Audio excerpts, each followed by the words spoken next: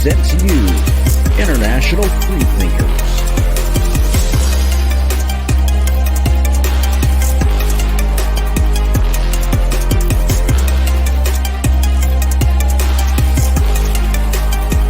You're listening to the We Are Sober podcast. And welcome back to the We Are Secular podcast. Yes, Jena has yet to change the intro. We need to get one of those music people. I wish I knew a guy. Anyways, hi, Johnny P. Angel is here. Hello. I love that music. That music's great. Thank you. Oh yeah, it's so pretty hype. Yeah. It's pretty hype. Yes.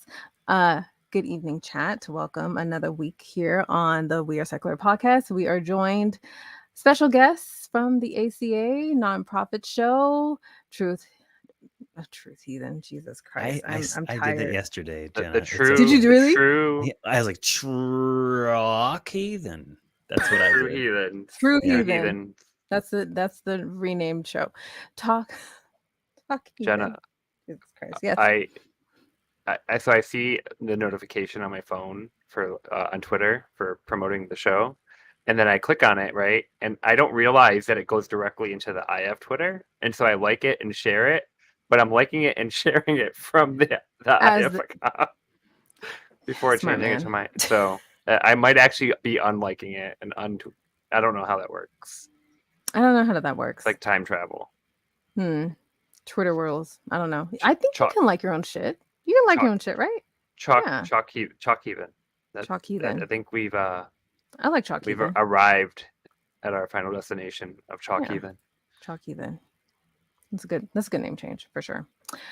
Johnny, you're all over the place, so I'm not going to name every single place you are on, but mainly from the ACA, you are a well-known featured face. Feature. I know you pop in on your best buddy show, Matt Dillahunty's show. The Hang Up. Now and again. I was on yesterday. The Hangout.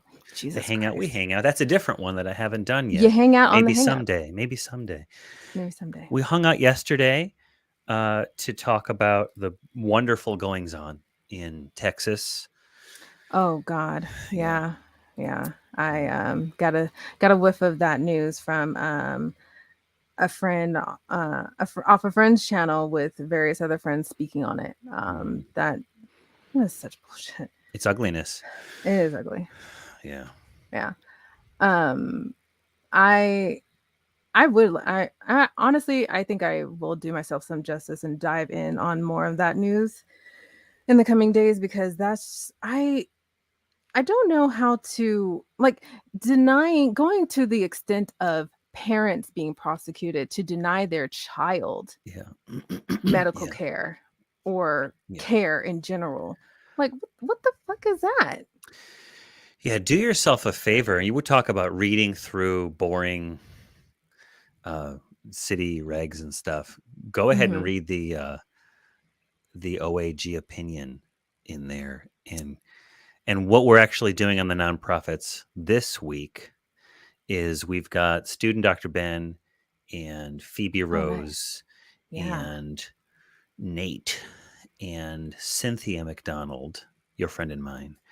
And I have asked them to go through the footnotes for that opinion. And I think we're only going to do like 3 segments maybe and really pick apart, because he cites to all this garbage. So there's some good stuff in there. And then scroll. What's this institute they're talking about? And you keep scrolling, and it's the shit in the applesauce. It's maggots in with the rice. It's nasty stuff. And that's because he's working backwards from a conclusion that trans affirming or gender affirming healthcare for underage people, whatever that might be, is a form of child abuse, because we define child abuse this way. It's terrible. Yeah. Well, okay. Well, I'm going to tune in for that, because I'd love to see. Honestly, I haven't seen or heard much talk from anywhere else other than the channel Be Mindful, a friend of the show. discussing it briefly, but not much in depth. So I'd like to see more. Maybe even on here we'd talk about it more at some point. And I know, of course, I get all my news from Twitter, so I'm completely ignorant of actual facts about anything. Well, at least Twitter is up on the up and up about Russia. So there's that. Yeah. All that good stuff. All that good sauce. I heard something on the internet. I saw someone make a tweet, or not a tweet. It was probably I don't know what, that Ukraine was reclaiming some of the territory. They just retook somebody just announced that they retook one of their airports in Kiev. So we'll see how it plays out. Mm-hmm. I'm sure the situation is going to change moment to moment, but they are fighting back and they are reclaiming some of their territory and they're pushing back. But who knows? I don't know what resources they have. Yeah. To push back against something as big as and established as Russia. I heard our good friend Multi. Nice jogging suit, Johnny. Oh, thank you. I heard that Ukraine has a pretty decent sized military, but I don't know anything about that. I really don't. So time will tell, unfortunately. Yeah, they've got a lot of support from allies and from NATO. And I think there are 40 million people, I think I read, in the country. So they're not huge, but they're not tiny. So yeah, we'll see how that goes and what kind of support they get from everybody. Good or bad, the U.S. has somehow finally decided it's time to stay out of foreign wars. It's odd that they choose now to do it, but I mean, I'm not. I feel like, and I said this before because I was on Dig on America, for another show, on their podcast last night, and they, in front of the show, they talked a lot about this, and even though I'm not so deeply knowledgeable about all the present situation, but it seems like a repeat of history where the U.S. wants to kind of take a step back for 3 or 4 years. We'll analyze the situation. They did that with World War I. They did that with World War II. And, I'm not saying we should just go all out at war, but I mean, providing defenses as, global citizens is, I think, an okay thing. Am I wrong? Am I misstepping? I could be wrong. That's fine. I don't know. I mean, what you don't want to do is two competing concerns. On the one hand, you do nothing, and in Putin's Russia bowls over these folks, and that's terrible. And on the other hand, you match fire with fire, and now you've got yourself a much larger conflict. I don't know. I don't know enough about this. The Cold War was economically disastrous for both countries. We effectively bankrupted Russia with the Cold War because they tried to compete with us militarily, and they can't because we're willing to sacrifice any and everything for our military. And so that was just a huge disaster. And it's unfortunately, it's not just Putin and his allies that it affects. It's the entire country. And we can, I mean, and nobody can really handle something like that now, not, kind of at the tail end of a global pandemic where our economy has been completely disrupted for the past 2 years already. And so even if, and we're already initiating sanctions and freezing assets and locking out banks and shutting down state-run entities. So there's already going to be some major economic disruptions from that because Russia is the global leader in supplying, one of the global leaders in supplying gas and oil and stuff. So that's going to have a global impact. Yeah. So I'm assuming that's enough for now. Yeah, well, we just don't know. I mean, there doesn't seem to be a right answer, right? So it's you want to help as many people as you can, but how involved do you get, and what is the downstream impact of that involvement? And are you just going to make everything worse? But we just don't know. Yeah, that's fair. All right. Well, comment from the chat from the secular rarity. Shawnee guy seems a little shitty to me. That's not nice. Be kind to our guest, please. Elliot. No, I'm shady. I'm shady. I'll see you. I'll see you in a dark alley, secular rarity. Oh, Lordy. Get you. Dr. Ben. What's up? Well, I mean, we didn't bring you on to talk about those things, even though those things are vitally important. And then more or less we could, I guess you could say meld those conversations with the topic of conversation, which was what you wanted to discuss, the lowering standards. So frame your idea. Why is this something vitally important to you? I posit the following as a concern that we should be concerned about. That upon hearing an opinion, upon hearing a piece of news, an event that has allegedly taken place in the world that we live in, whether this be in a reputable news source, I say reputable in quotation marks because one person's reputable is the other person's disreputable news source, that if the information that you learn from this news source fits in nicely and comfortably with your own preferences, that you are inclined to lean on it and believe it without first taking a step back and evaluating the facts from a more researched, nuanced, informed position. I think it's a natural tendency to do. I know that I do it. And then I catch myself and I try to pull back.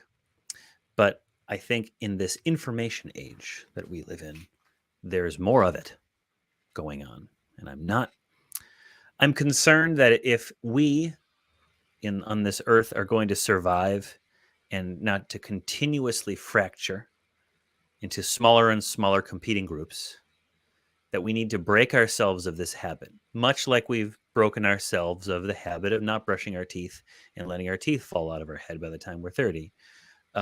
We need to employ some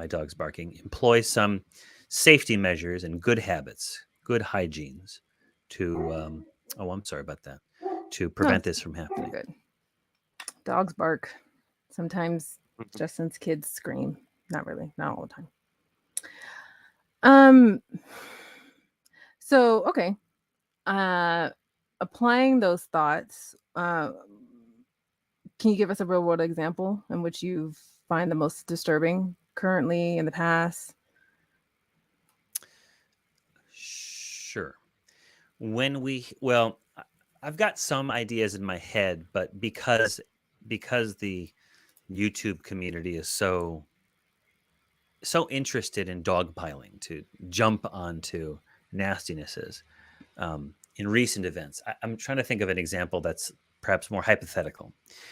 Suppose you hear something about someone.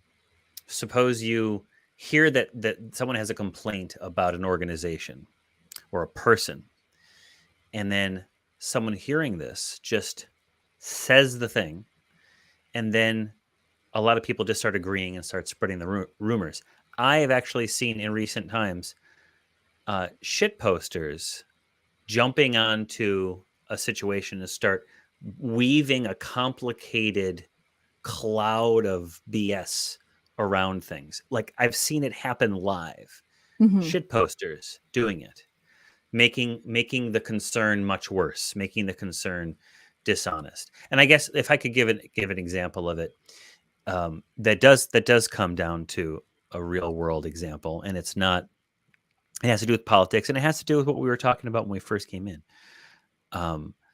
The recent bill in Florida, or the bill that's getting voted on, the amendment that would have teachers report trans kids to their parents. Okay, here's a good example.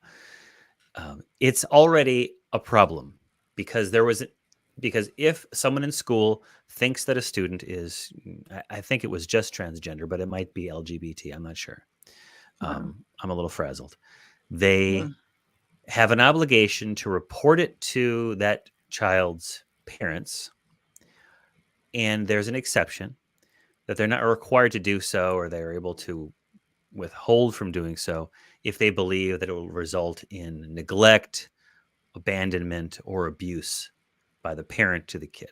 Okay. So that's a small consolation, I suppose. What I saw when I was researching this in preparation for the hang up yesterday, before Matt switched the topic on me last minute, because, bigger things to the people in Texas, not to the ones in Florida, I guess. Fair.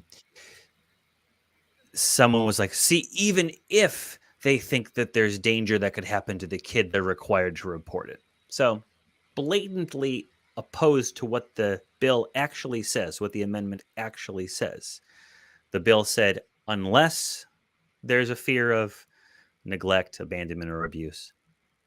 And this person said the exact opposite. And I saw a Twitter feed coming in there, and there were others calling them out. But there were others who were coming in after who didn't see the calling out, who were repeating the same nonsense because they hear about this terrible thing that Florida man has done, and now want to make it worse and worse and worse. The fire must get bigger. The outrage must expand. It's already outrageous. The truth is horrible enough. Right. Why make it worse? Because it makes you feel more angry. That's a gripe, and that's a real life gripe. I see it all the time. People who just want to amplify, they feel like they're doing a service by amplifying attention to the problem, and a little bit of hyperbole is going to draw more attention. But it really, what it makes the conversation untenable.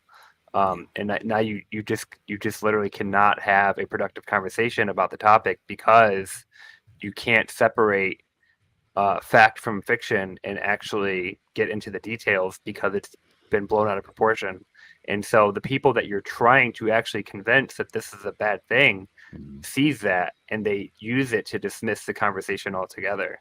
And it just becomes you're just doing yourself and everybody else a disservice by doing it. But there's enough people that do it that it's really difficult to have a productive, nuanced conversation about anything, because the conversations are so open to so many people on these social media platforms that there's always going to be enough people who are intent on either on causing havoc, intentionally or unintentionally, that it's just very, very difficult to be productive.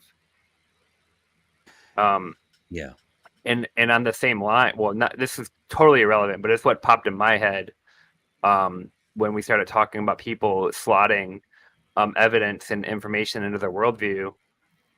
During the 2016 U.S. election, when Trump said he won by 3 million votes, even though he was lost by millions of votes, I've talked to people in person, in real life, that believed it. They said that they believed that not only did Trump win, but he won by 3 million votes. And I was like, do you honestly believe that the Democratic Party hid or canceled 3 million votes across the country in disparate districts? And yeah, he's like, well, yeah, it makes sense, because that sounds like something they would do. And so it sounds like something they would do if it is worldview. And now this is the truth. And and you can't argue out of it, because you don't have enough time and energy and resources to counter the claims at the rate that they're coming in and being slotted into spots into these existing worldviews. And we see that with the whole series of conversations about voter fraud, and of course, obviously, COVID with the vaccines and the actual virus itself, how it's like China manufactured and all this other stuff. And so you have to think and just based off of, I guess it's a hard. I have a hard time trying to understand or grasp why another loud speaker voice takes more prominence over something else. Well, we've been voting for and basically believing as a like a heuristic shortcut people that we identify with for it, it's probably since the beginning of time, but I know it goes back to like the Kennedys where you kind of just vote for people because you identify with them or you kind of relate to them in some way or another, or you feel like they live the type of lifestyle that you want to live, and it has nothing to do with policies or truth or facts or anything. It's they talk the way that I like people to talk, and they dress and look the way that I like people to look and dress, and so I vote for them and I believe them, and it's a very natural common thing, unfortunately. Right. And there doesn't seem to be any awareness that I can just go and dress like the group of you saw this with Mitt Romney, or every politician, quite honestly. I'm going to go put on a blue shirt and some dungarees. Oh, and Obama with his working class. Yeah. Yeah. I'm going to go do that. Oh, God. It was so unnatural with him in those jeans. Oh, yeah. With pleats. Yeah. Oh, my God. They were pleated, too. Yes. Yeah. Okay, go on. Sorry. But some people call it out, right? And some people will call it out actively and say, hey, that's fake. It's an act, but it works. And that's why they keep doing it. Yeah. I'd like to say somebody pointed out just be. When I said transgender or LGBT, what I meant there was, did it affect everybody in the community, or was it just steered toward trans folk? That's what I meant. Not like this is the show where you get drunk and then stumble over explaining your bad takes from earlier in the show. Sorry, so it's really good. Right. It's out of love. But yeah, I mean, was it the whole community that's getting destroyed, or is it just only the T's of the LGBT community? I don't know. It's Florida, and it's a guy who's gunning for points. Okay, so here's another example of my gear that is grinding that I don't like, and I'm telling you about it. Grinding my gears is, for example, I'm not a huge fan of guns. I mean, I like going to the range and I like shooting clay pigeons, just as like a sport, every so often. And I almost bought a gun once to do the clay pigeon shooting, and instead I bought a pottery wheel, and just because I like different stuff, but not for home defense and not for shooting anyone or an animal or nothing. Anyhow, I remember that on the news during the many talks for assault rifle bans, right? People were conflating machine guns and soldier guns and automatic rifles with AR-15s. It's not the same thing. Don't overstate the case. A semi-automatic rifle is not the same as a machine gun. It's not the same as a hunting rifle that looks like an M16 or an AK-47. It's not the same thing. And when you speak loosely and just keep on piling on, oh, they're putting rocket launchers into the hands of, they're not doing that. They're doing something else that's bad or that's reckless, that's thoughtless, but they're not doing that. They might want to do that someday, but they're not doing that now. And when you say they're doing this, all the other side does is points out that you don't know what the hell you're talking about, and therefore nothing you're saying should be listened to. Again, exaggeration and piling on bigger and bigger nonsense. This is done in like the most mundane and benign ways, though. When people are like, if somebody drives a little too close to them, like, oh my God, I almost got into an accident. I almost died today. And you're like, but did you die though? No. And if you didn't die, then your concerns get dismissed, right? And it's where some people are just naturally very hyperbolic in their explanations. And I don't know what causes it, or if it's good or bad or whatever it is, but I feel like it's designed to bring more attention to the problem. But it makes the problems way easier to dismiss out of hand. Yeah. How many musicians are geniuses according to the media. Nah, not geniuses. There might be one or two, but very talented, very hardworking, very creative, but geniuses. I mean, to hear Stephen Colbert tell it, every person that appears on their show is frickin' Einstein, right? Yeah. But with music or with acting, they're a genius at pretending to be a fictional character. Comedy geniuses. Yeah, comedy geniuses. So, okay, that plays into my question because, and I recall a little bit of this conversation that me and Justin had like months ago on Discord, really casual between he and I, where we were discussing, the standards of evidence and what those standards look like, and how can we, who creates those standards basically, and if so, should those same standards be followed for every given situation, issue, things like that? Correct me if I'm wrong, Justin, or clean my statement up if you recall that conversation. I don't know what you're talking about, but keep going. That's fine. That's fair. Thank you. Thank you, co-host. But if I can try to restate what I'm saying, basically, okay, I'll put this in what we typically mostly talk about, atheism, when we're approached by a theist and they ask us, they want to flip the script and say, oh, well, provide your evidence for there not being a God. And so, they want to continuously ask, well, what type of evidence do you need to demonstrate that God is real? And so various people name off various things. He has to appear right in front of me, talk in my head, whatever it is. So what standards should be applied? What should be the baseline for all things when we're looking for evidence for something?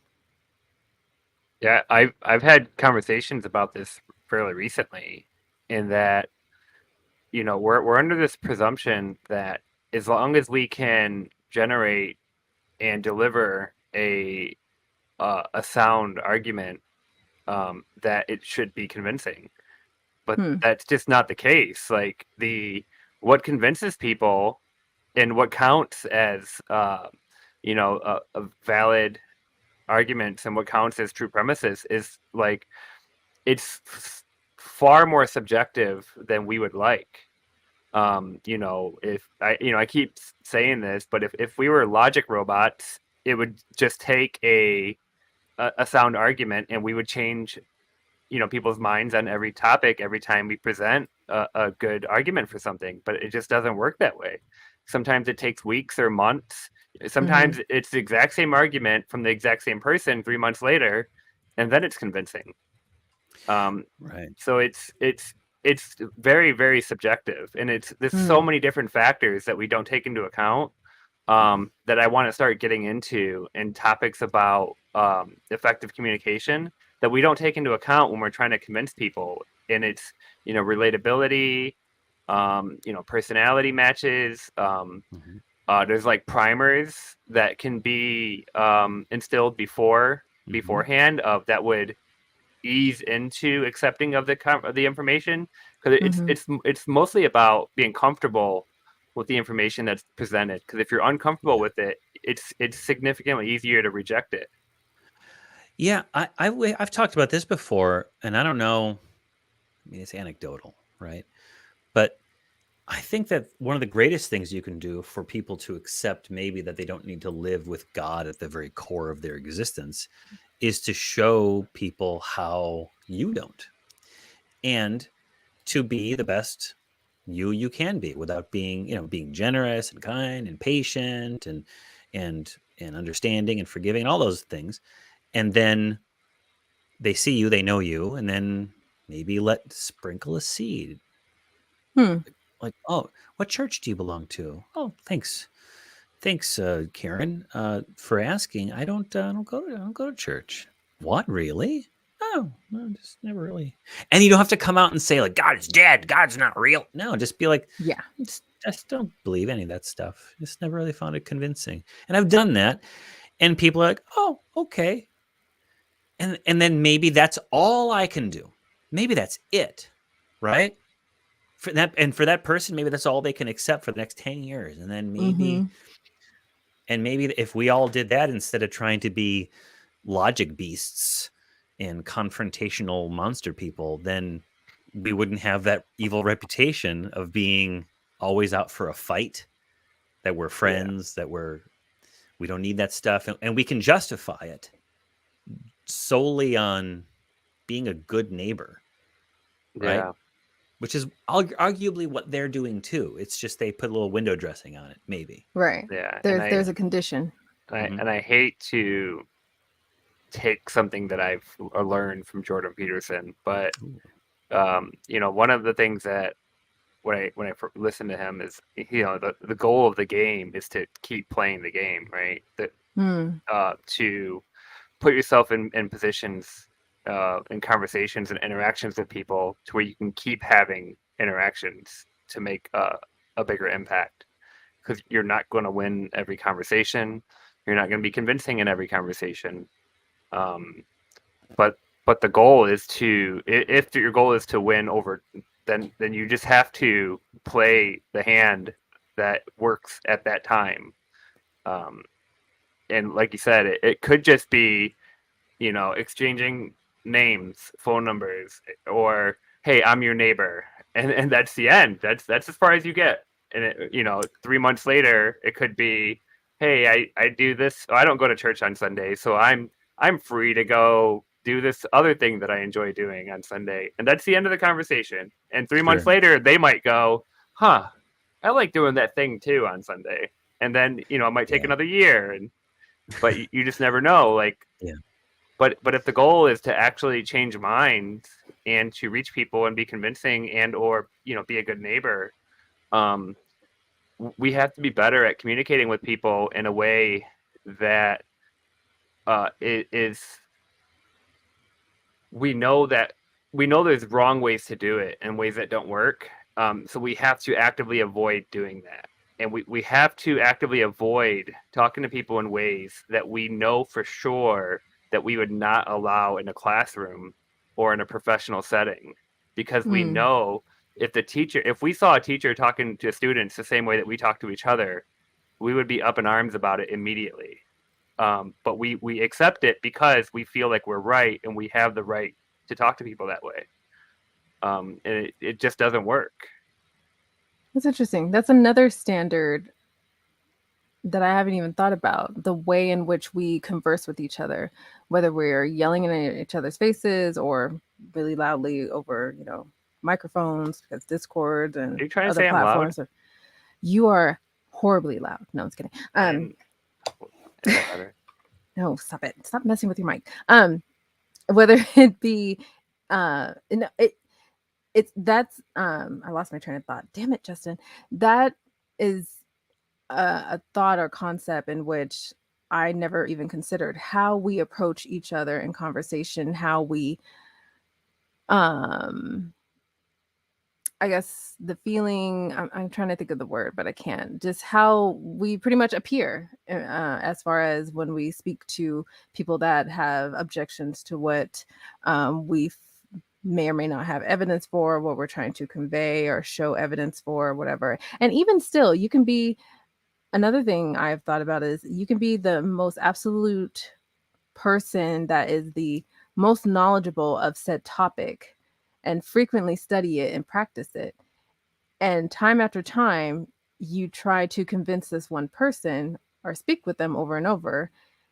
They may not gravitate to anything or believe you in the end after so many conversations, yet it may be another person that comes along that is of less knowledgeable to you, and boom, they're convinced. So it takes different approaches, different people, different personalities, ways in which you plant that seed, as you were saying, Johnny.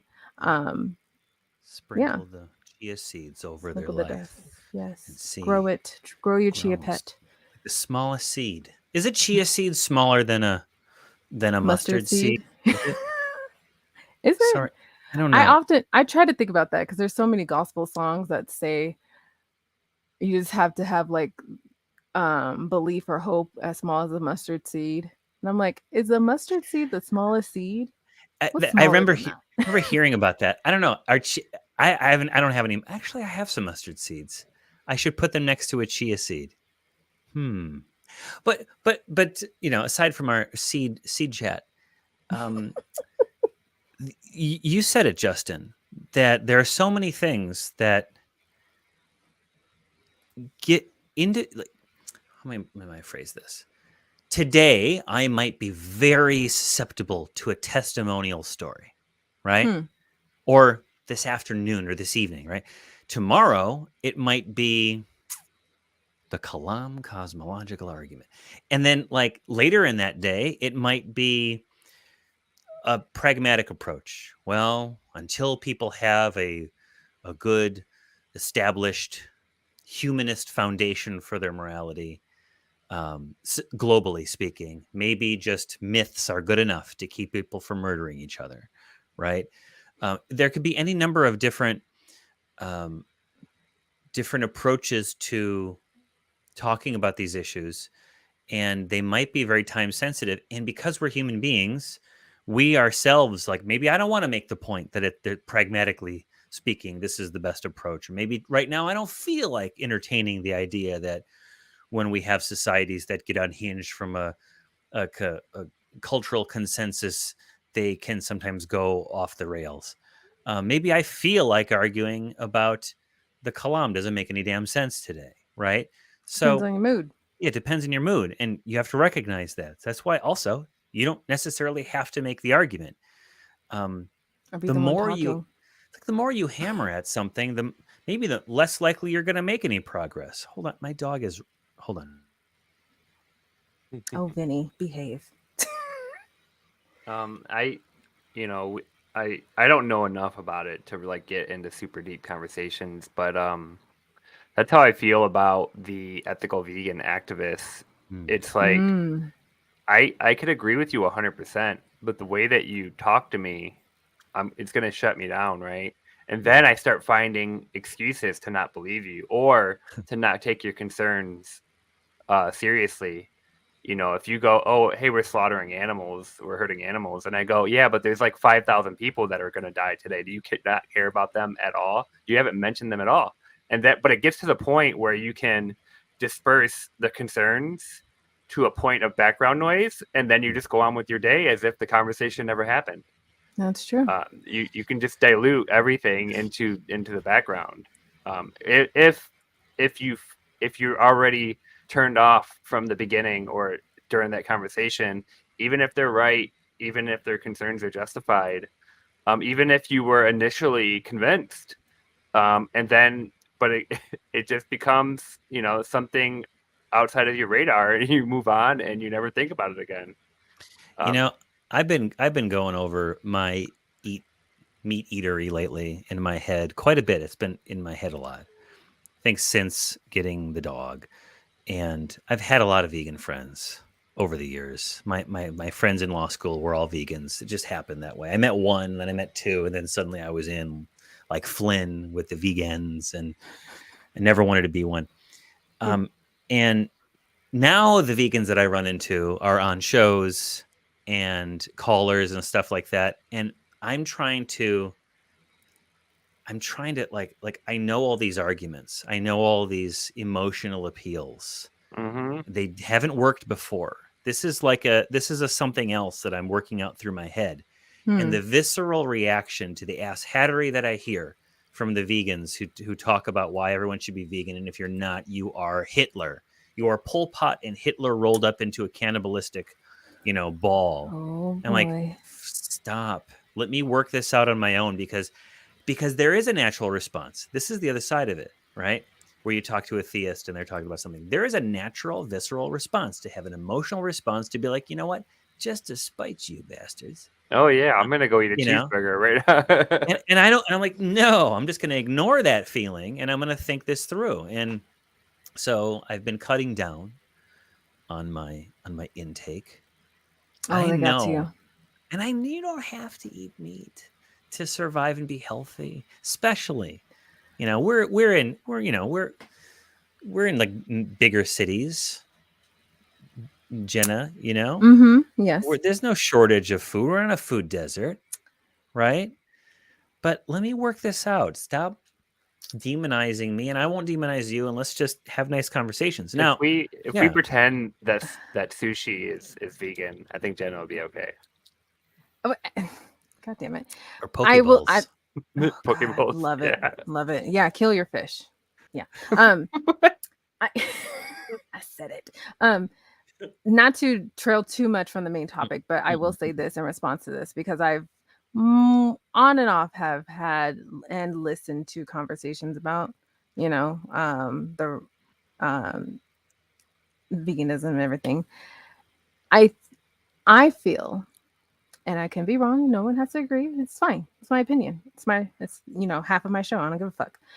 I feel that it is a luxury, a first world luxury, to decide not to eat meat. It is a luxury you either allow yourself to do or not to do, and that's perfectly fine. To demonize someone that does eat meat, that is also a luxury in first world, problems, and that's, have at it. People do people, okay, but to want to globalize that idea in areas where that is not a luxury, where they were literally starved to death and actively do so now, striving to actually get fucking meat, I disagree with. Right. But that's true. Well, I mean, I don't particularly care about the actual argument here in this conversation, but the point of, pointing out that those nuances and details are typically left out of this activism is why you get turned off of it from the start, right? So like Johnny says, hey, we're not in a food desert, we're in a city, we have access, and given all these variables, then it is a viable option that we can afford to do, knowing your circumstances and situation. But when people go, okay, I don't care who you are, or where you're from, or how much money you have, or what your situation is, it's your fault for not finding a way to make this happen. And that part pisses me off. And that's the end of the productive conversation right there. It doesn't go any further. Now, they might take something away from it and have thoughts and a conversation on their own time in their own head about, what their ethical positions are and how they feel and what their moral stances are on this. But that conversation is not happening with that person at that time. Because it just goes downhill instantly. It's over. When you demonize somebody, and they won't say that this is what they want, but that's what they want, because you can't call somebody Hitler and expect to have a productive conversation. You want to hurt their feelings, and that's your goal, and that's what you're doing. And so it's intentional to shut down the conversation. But then they get mad when the conversation is shut down and you didn't change your mind instantly. So it's a really weird, but it highlights the problems with communicating and trying to promulgate ideas in ways that feel dishonest and they feel hurtful, and so they turn people away from the message that you're trying to get across. Yes, we had a caller somewhere. I don't know anymore. Time means nothing. You do like 9 shows, so a few. And I'm cutting back. Because I got work. I got work to do. And I hear you. But you're the only one that has work. Yeah, I know. See, we had a caller who was talking about. I lost my train of thought because that was good. We had a caller. I'll tell you what. I guess what I wanted to say before that was this. This isn't just an issue of epistemology. All these wonderful words that we throw out there, epistemology and ontology and yada yada yada. Before all that, to some degree, on a practical level, this could be a matter of journalism, of figuring out journalistic principles. That's something that you don't have to have a philosophy degree. You don't have to be a big brain to understand that the majority of the information that we get is coming from not necessarily individuals having conversations, but from media of one form or another. And if you can get a good grasp of journalistic principles, how you can spot bias, how you can surf and filter through the editorials before, to get to the hard facts, then suddenly you can start feeding your brain different information. And I mean, there's a Vern of the ACA has pointed out there's a the de-radicalization or the radicalization of my father. There's a documentary available. I think it's on YouTube or it's for streaming somewhere, about a really nice, compassionate, loving father who got into Fox News and over the course of a few years turned into this awful person. And I guess his wife and his kids like snuck in and turned off the Fox News and like blocked it on the TV, blocked it on the computer. And I mean, it's not really a way to do it, but he unplugged him from that venomous source of nonsense. There's your bias for those of you watching who don't agree with me. And he turned back into this like person who wants to try to figure out how to make things work instead of just pointing the fingers and say, you're garbage and you're garbage and you're garbage. And that's not, we can't do that with everybody, but this essentially unplugging yourself from bad information by learning how to spot it and how to form your opinions independent of like editorials disguised as reporting. We see the same thing. Oh, go ahead, Jenna. I was going to say the unfortunate part of that, and well, I can't read Justin's mind, but I know he would agree, is that there's so much of the ugly that gets filtered through faster and quicker. And then when we try to get ahead of that, we're one, slow at it, and we should have done it before. And then two, we're really bad at communicating and translating that information. Like, fuck, CDC people that try to convey updated news use too many colorful big language until you just want to tune the fuck out. And it's just like, can you talk like a normal human being? This is why no one's listening, because you're saying too much of something important. That's where the criticism of what they labeled the liberal elites comes in, right? Where it's you people with your law degrees and your sociology and criminology degrees and all your big evidence and facts, we're just trying to work hard and raise our family, and you want to demonize us for it. And Jenny, you brought me right back to the point that I lost. Yay! Thank you. Did I lose it again? It's that there was a caller, and I was saying something like, certain elements of our society are really good at co-opting folksy speech. I even got clipped out for this one. I got clipped out for this on Talk Heathen. Talk Heathen. Talk Heathen. Truth Heathen. Truth Heathen. Where if you're a big brain, coastal elite type person, there's like a stereotype of you read the New Yorker and all this stuff, and you use $5. We are in California, but yeah, you're right. Sure. And 25.17% of mask wearers. Now, if you actually look at the numbers right here, I want you to take a look at this graph. Now, you'll see the regression line. It's like, you know what? Fuck yourself. Because here's what the other side is saying: my rights, my freedom, my child. And like you say freedom, rights, children, healthy, God, love, and all these words. Those are power words. Those are power words. Well, actually, 17.8%. No, fuck your 17.8%. I'm sorry. Can I swear on the show? I mean, you already did it. Too late. You're banned. Fuck. We're already demonetized. Hey, even though we're never monetized. We don't say fuck on this show. Yeah. We fucking never say fuck on the show. So fucking guns. Continue talking. Some people are using those words and they're able to get under people's skin because what? Do you care about children? Then you're going to do this thing. Well, I was on about this a couple weeks ago and I'm on about it again.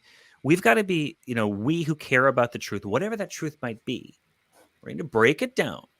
Nice, simple words, not because people are dumb, but because people have an emotional capacity. I took a rhetoric class in college. They talk about logos, ethos, and pathos. And these big brain types are really good at the logos, but if you can't connect it to a person's heartstrings, and their sense of rightness and their guts, then you're not going to get there, because a lot of people are so busy just trying to do their daily shit that they don't have time to think about big brain stuff. They do. Yeah, sorry. Yeah, go ahead. And they say emotional appeals never work, or you shouldn't use emotional arguments. No, they definitely work. They're just they're disingenuous. But they're effective, right?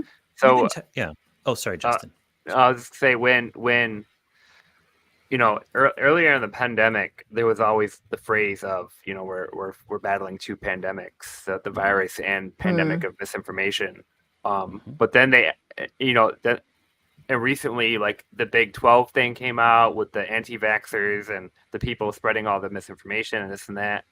But when they were doing studies and tracking down the sources of the spread of all this misinformation, it's not from academics and scientists or even TV personalities or social media influencers or any of that shit. It's from local groups and local Facebook groups and your Soccer friend moms. group, your knitting club, all these people that just talk like regular people that you interact with and relate to for various reasons that might not know shit about shit, but they're very convincing because that's what you relate to and that's what you have time for and the stuff that you're already doing.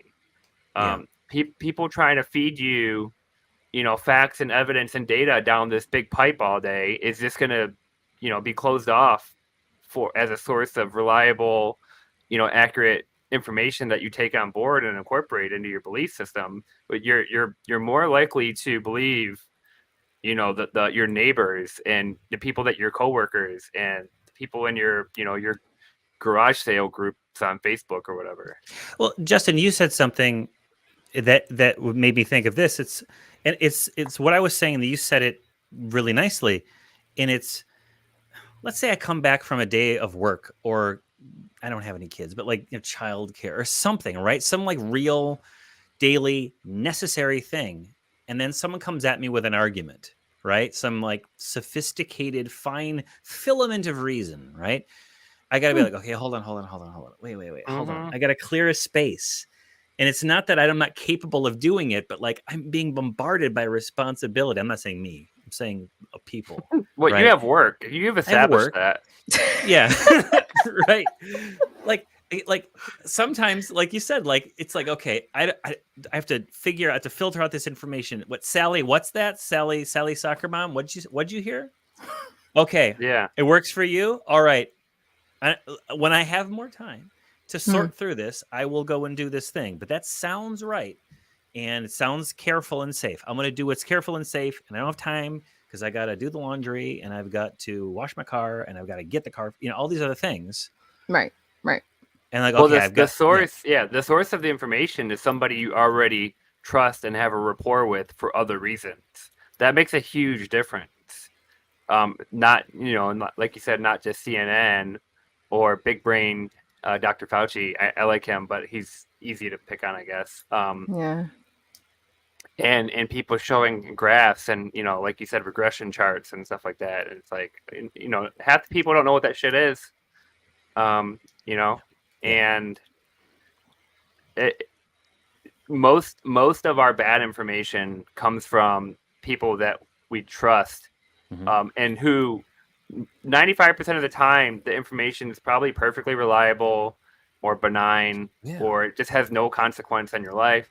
So so you just tend to believe them because it works for you, and you don't have time to analyze every single piece of data that comes in. Yeah, I've been talking with some other folks about breaking things down into this to bite-sized chunks, and it's like people who aren't familiar with certain concepts, they're not like we keep getting bombarded by some of these arguments for God or not, not for God and things like that.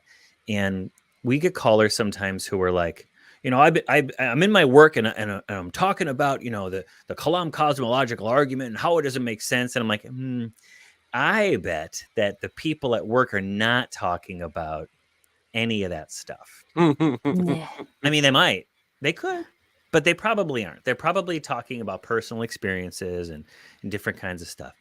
And so when you're approaching people who don't live in this very, very rarefied world that we are living in, right, where we're talking about this stuff, you can't assume that everyone knows Seth Andrews. Let's say Seth Andrews' name, right?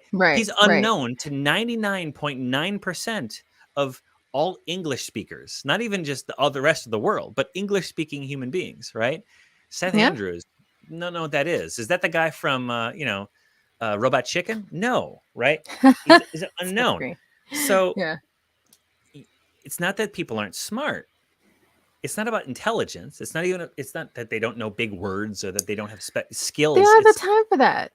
Or they have specialized knowledge that you don't have that's over here, right? And that's good because someone's got to make, the sewage system run.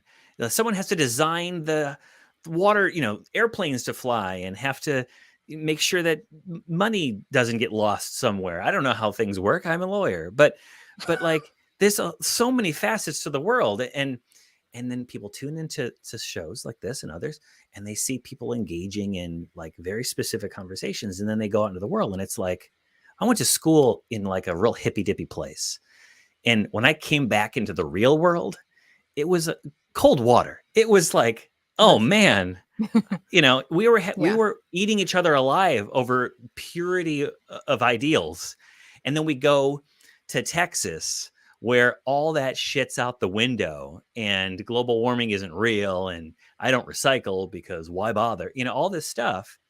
And it's like, remember who you are. Remember that the world is a very diverse place with very important skills that people have to make like all this, like the fact that we're able to talk together.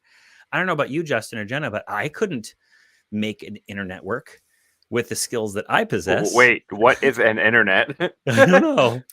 Series of tubes. Someone Google that. No, to your point, in this world that we operate in, and these, calls that we listen to, people that we talk to and debate, the online debate world is kind of like the broad scope. Nobody that I've grew up with, nobody that I talk to, nobody that I ever come across is talking about the Kalam or ontological or says the word. I've never heard the word epistemology in my life outside of the internet. They grow up believing in these things like God. They receive updates from their pastor, and they never worry about it outside of that situation. And that's it. That's the end of it. Like there's they don't go debate with people on the street corner. They don't, people that are doing street epistemology videos reach probably 0.001% of the people. It's just not a thing that happens day to day. It's not. And that's an additional thing that troubles me, because what we do as content creators, we get so freaking bogged down on utilizing arguments or regurgitating arguments or saying the same shit over and over, using words that we've come to learn, or I'll say for myself, using words I've come to learn, like deconversion and epistemology and something else I can't think of the word, where I never use those words in my prior Christian life. Like that's just not a concept, and it's not something I used to not care about or even really had knowledge of. So when we find ourselves so bogged down, and then we try to approach people to have regular conversation, but utilizing these big ass words that we regurgitated over and over again, you don't get nowhere. How are you ever going to get anywhere? Yeah, think about it this way. Like, in the past couple of years, I've learned about like socialism and communism, like more details of it, right? 10 years ago, that word just was basically, you're, Russian trying to take over the world, communist, evil, Red Scare. I just didn't know, right? So if you don't know what a word means, or you're not familiar with it, you're not exposed to it in an environment where it's used in the proper context by people with a thorough, accurate understanding of it, and using it in a way, and they're willing to explain it in a way that makes sense to you, you're either gonna but you've heard these, if you're not exposed to that, but you've heard these demonizations of this language, you're just going to buy into the demonization or the inaccurate understanding and misrepresentations of it, and it's going to cause far more harm than good, if for somebody who doesn't have prior exposure. So what would you do I've got a friend who I've been toying with having on the nonprofits, who is I know. Well, and there's two of them. And one of them is a union dude who's like who's a communist dude, and I love him. He even got this microphone for his work on my recommendation. So I'm saying it's the best, but it's the one I like. And it's a good mic. It's a good mic, and it does wonders with what we got going on here. And I want to have him on, but like, so what would be that first step, Justin, then? If socialism, communism, workers' rights, and these kind of things have been demonized and strawmanned in society to mean, Lenin standing on top of a pile of corpses, like with hammers and sickles and like, all this stuff, what would be the first step to being like, oh, here's what we really stand for? For example. The goal is to use language that people are already familiar with. So we saw this in one of the more popular examples of this is the PPACA, the Patient Protection and Affordable Care Act, where people were like, I don't like Obamacare, but I like the Affordable Care Act, or I don't like the Affordable Care Act, but I like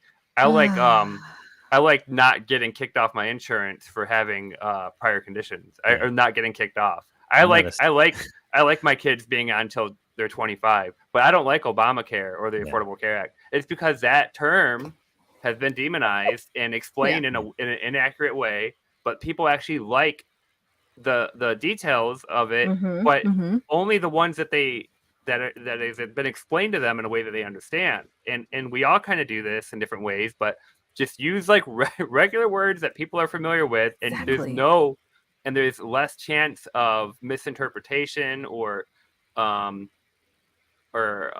ambiguous definitions and usages. So just plain language, concrete things too. Also, because my friend Ryan is big on benefits and competitive wages, and he's really knowledgeable about this stuff.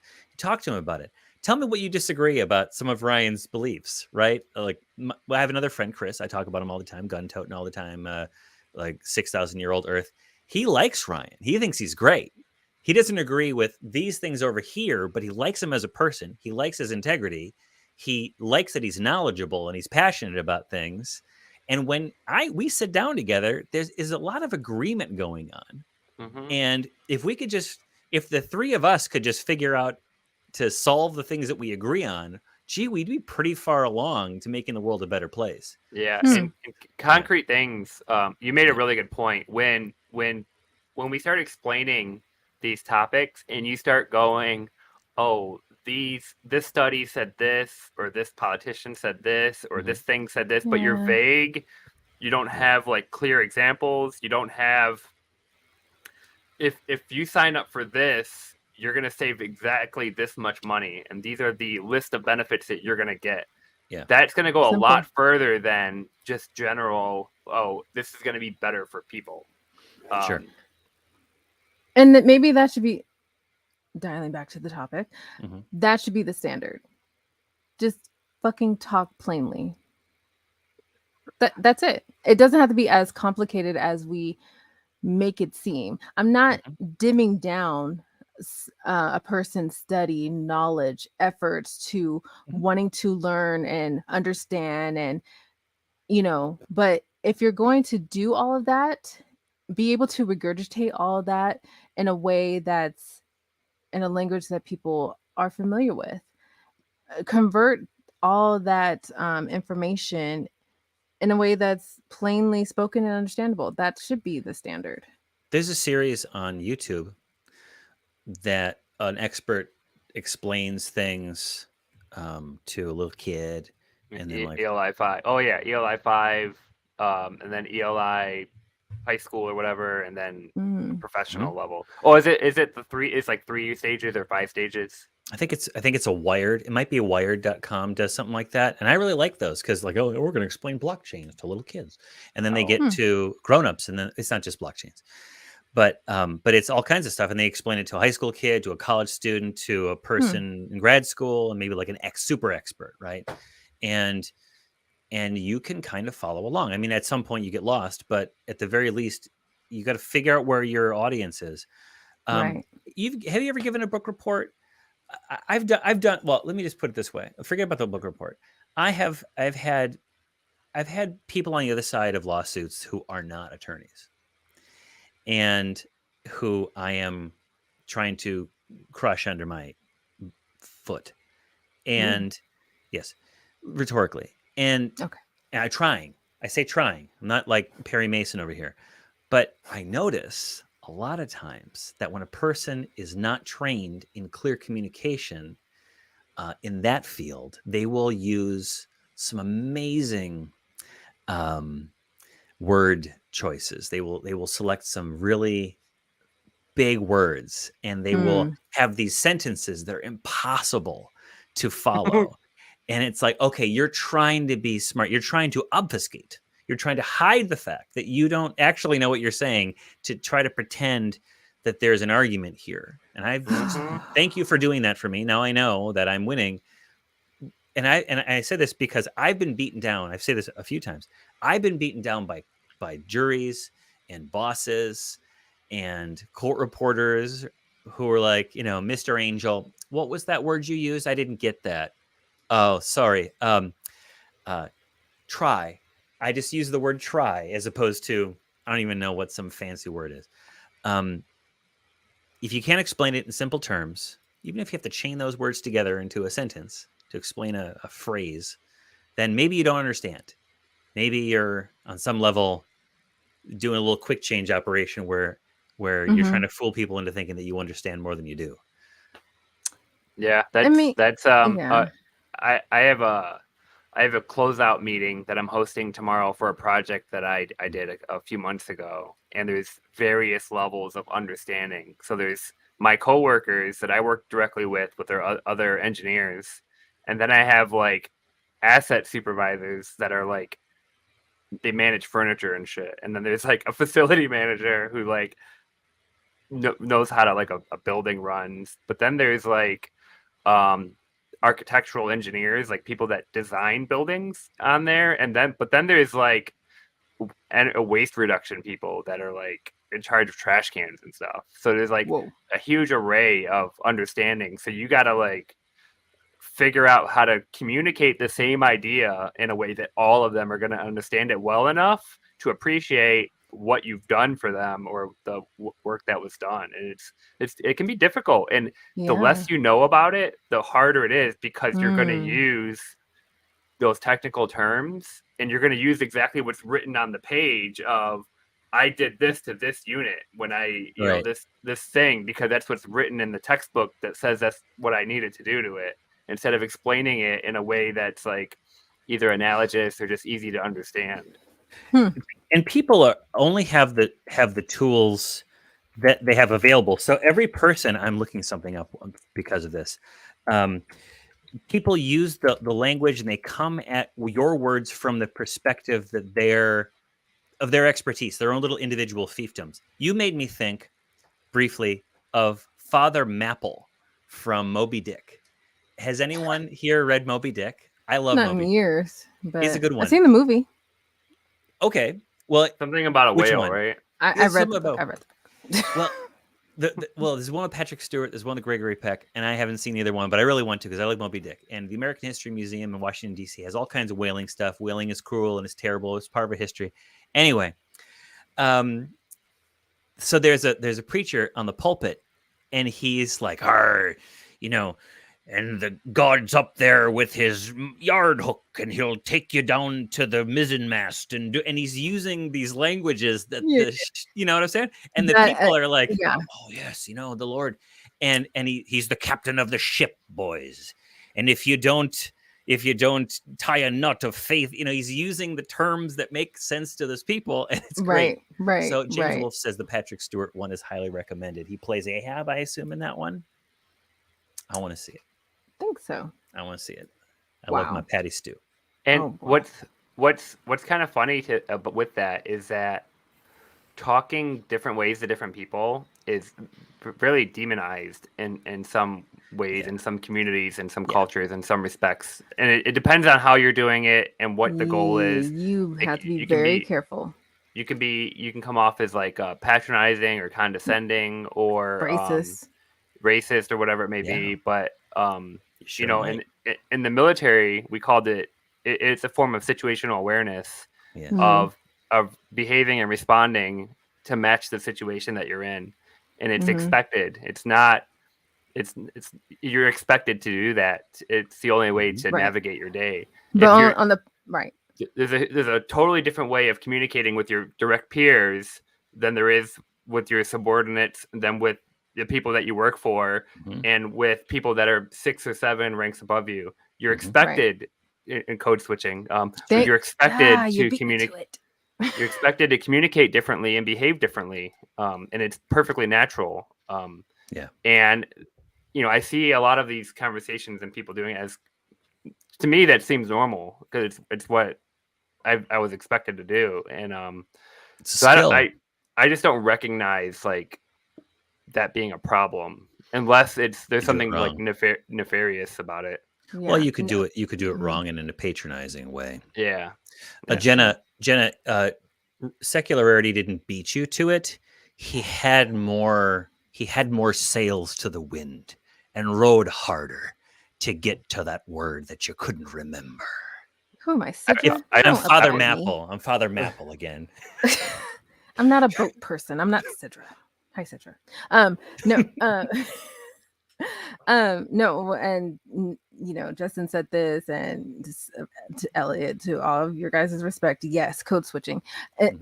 To broaden that, and I'll just reflection on myself, because I recently did a stream where the Black non-believers have like a Saturday show every other weekend where they bring on leaders in the fight for skeptic thinking, but Black atheists basically. And so a review of that was for me I took it upon myself to best strive to recommunicate what this individual was speaking on, because on face value you just see a fast talking, highly educated individual that are more or less are using made up terms and big words to convey, but they're speaking to the audience in which they understand what they're saying, and I understood what they were saying. But to a person that's not me, they're like, huh? They miss all of that, and they gloss over the fact that, okay, big word, big word, big word.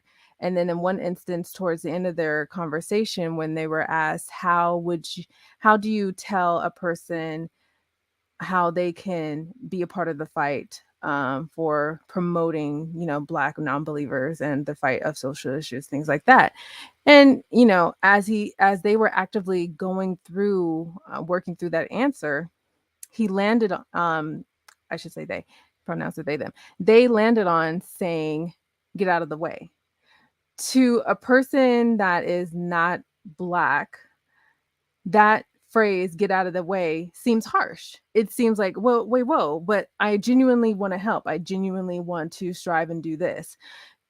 So I hope effectively, I try to translate that into say, if you are not wholeheartedly, and not just out of convenience because it's Black History Month, or because it's MLK's birthday, or it's because whatever Black.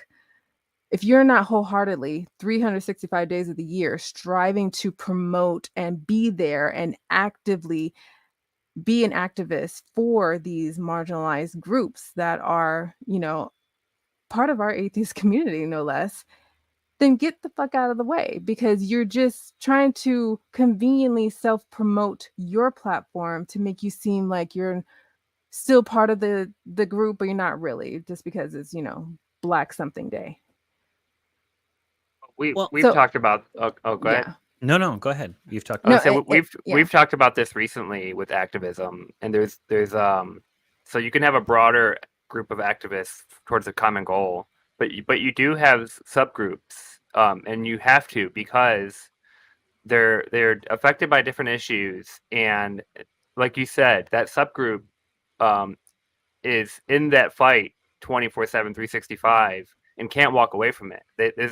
It's not an option, because they didn't put themselves in that group. Society put them there, and so that group exists whether you like it or not. And being an ally, quote unquote, is different than being affected by it all the time. And so there's less incentive, less effort, and it's harder to corral and rally around this cause when you have other competing causes and interests that you focus on, because you have the privilege of picking and choosing the more pressing matter to you.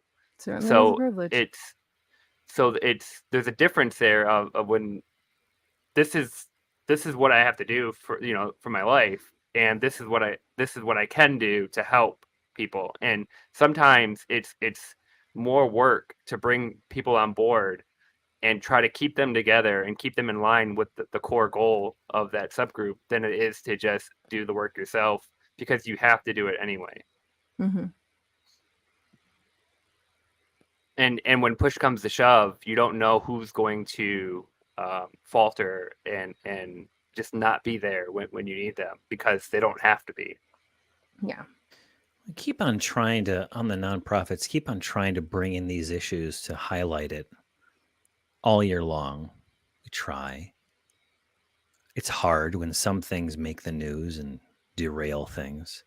This month, Jena and I, we were working on articles, and for the first 2 weeks out of the month, it wasn't on my mind. Black History Month wasn't on my mind, I'll be honest. And then we got to the halfway point. I'm like, oh shit. So we crammed something in that was really good for this last week. Everyone should go out and watch it. But this next week, we're covering Texas and Florida, and I know Nate wanted to cover something in Mississippi. And so now what do we just do? We've got 3 very huge topics, very big in the news topics, and look what happened. Now, people of color. This is the point, right? Is that people who are not in the Black non-believers community can talk about whatever they want. They can talk about wars in Texas and Florida and Washington state policy and Washington D.C. and all this shit all over the place all the time. But that's not at our forefront. But there's some groups where, Black non-believers, where issues that affect their community and their groups is the front page article every week, every day. Every week. Yeah. So it's good to have, Black History Month and shows focus on it. Absolutely. But you don't have to wait till Black History Month to do it. You can normalize talking about issues all the time or anytime, and not just in our, historically, white cis male dominated attributed time slot that we've given them to talk about these issues. Well, default. Black friends, come on. Black History Month. Black friend. You guys got about 4 days. You get that black left. friend? Bring that black. You got about 4 days left, so we're ready to wrap this up. Well, isn't it funny how default atheism looks? March Madness is coming. Default atheism looks like white atheism, right? And that's not right. And that's something that we've tried to do on the show, is to not just talk about LGBTQ issues in Pride Month, not talk about different groups of people issues in the month that it's been assigned to them. But it still seems, and that's a failing on my part, because I've been running like a chicken with my head cut off. You work. Yeah, we've done it. We did. No one else does. No one. Yeah, else we did. We did a veterans show on Veterans Day. But there's two sides to that, right? Because but more the people that are in that group, in that community that's been assigned to that day, that quality or whatever that label is going to be on the forefront of their mind, and it's going to be what they're thinking about, what they're focused on, and something like that. So, and that should be honored. Like a veteran show, it's like, I don't think about military stuff most of the time. I occasionally here and there, but on Veterans Day, there's a lot of people that are, just this particular example, veterans that are thinking about it. They're trying to find something to do. They're trying to go out to eat. They're trying to hang out with other people because there's so much talk about it and so much commotion about it that's all that they can think about, right? So it's almost unavoidable to attribute activities to that on that day.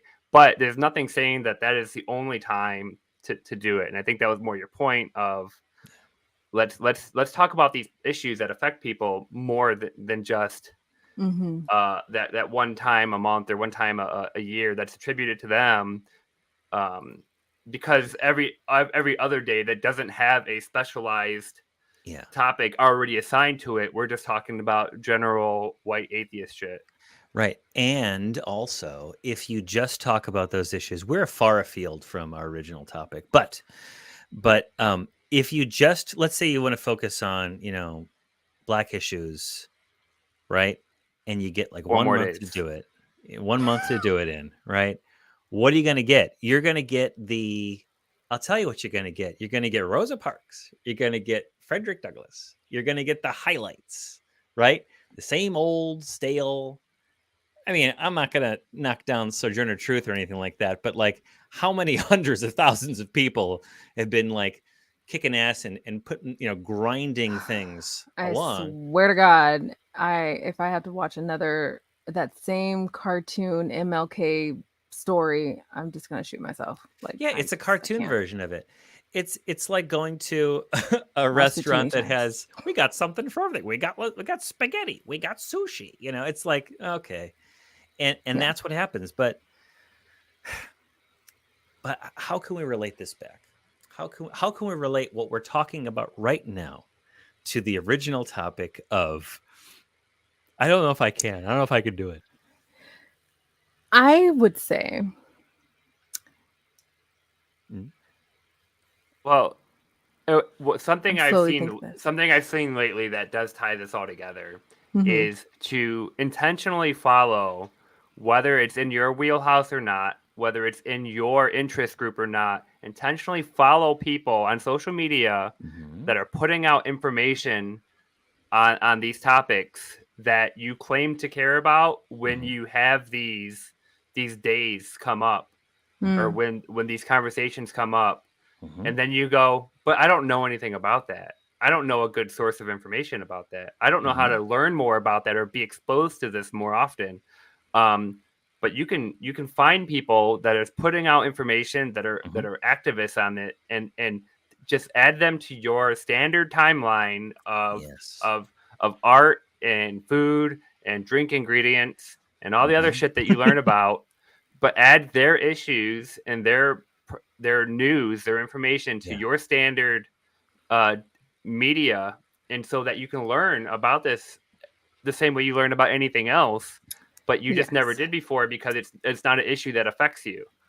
Yeah. And I would add to that, when you are not of said group and you want to talk about these issues, don't assume or insert your own thoughts.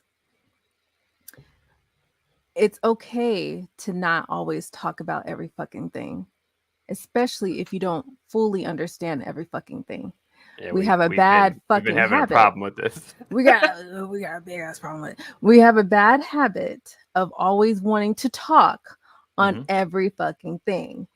And if you have almost like zero to negative no knowledge of something, and yet you still want to talk about it, you are exactly the person I'm speaking of. There's nothing wrong with just sitting the fuck down and shutting the fuck up. And listen, effectively listen and hear about these other marginalized communities and groups. And then once you've learned something, once you've heard and understood to a certain degree, because no one can ever fully understand what other marginalized group has suffered and gone through, and that's okay. But empathy should be there at the very top. Grab that and then go ahead and regurgitate that information that they informed you of, not what you personally have information of. I wouldn't say that you have to like just be on board and relay and regurgitate information, but I will say that if we compare it to like the scientific community, where you basically have a high school level understanding of, say, astrophysics or geology or whatever it may be, but you jump into every conversation and give your input and your hot take on this new study and why this data set doesn't mean what you think it says, and you're talking to people that have, this is what they do, this is their life. Or, if I start telling Johnny about, what I think about case law, he's going to be like, what the fuck are you talking about? I'm like, I don't know. This is just, I don't know what I'm talking about. This is just my thoughts on it, right? Yeah. That doesn't do anything to add because I don't have the understanding of the context of any of the things that I'm talking about. And so, and it's very obvious up front when people do that and they don't really know what they're talking about. But so if we compare that to like basically any other field where there's an expected level of understanding before you communicate with people who are, what we would effectively consider experts in the field. But we with social issues, that's just all out the window. It's completely out the window. Everybody thinks that they have, enough experience and expertise on everything.